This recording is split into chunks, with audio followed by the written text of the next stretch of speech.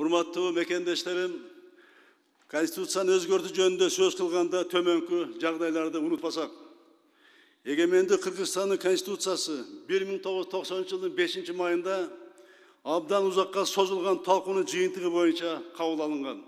Бирок ага карабай, бүгүнкү күнгө чейин 25 жылдын ичинде баш мыйзамыбызга 10 жолу өзгөртүүлөр киргизилген.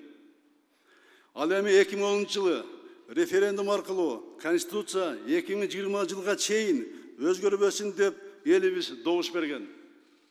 Элдин ошол чечимине карабай 2016 жылы Конституцияны дагы бир жолу өзгөртүүгө жол берилди. Баш мыйзамыбызга өзгөртүүлөрдү улам киргизилиши жакшы көрүнүш эмес.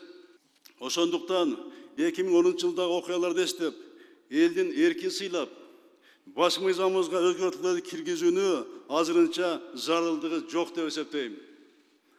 Эми чындыгын айтканда кеп Конституция эмес, кеп мыйзамды сыйлаган, жааны бузган адамдар да болуп жатпайбы?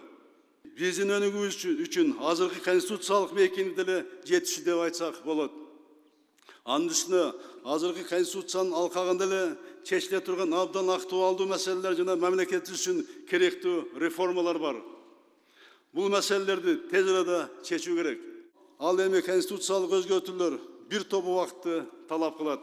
Ыкчамдыкты талап кылган маанилүү иштердин мисалы катары төмөнгүлөрдү белгилеп кетсек болот. Азыр өтө кечиктирилгис көйгөй катары мамлекетибиздин экономикасын көтөрүүнү, бизнеске жакшы шарт түзүп, түз инвестицияларды көбөйтүүнү атасам болот.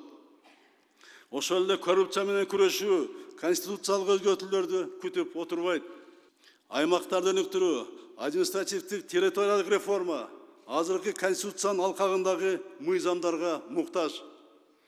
Жергиликтүү мамлекеттик администрациялар жана жергиликтүү өз алдынча башкаруу жөнүндө мыйзамдарды өркүндөтүү ушул эле конституциялык мейкиндикте ыкчам иштетүүнү талап кылат.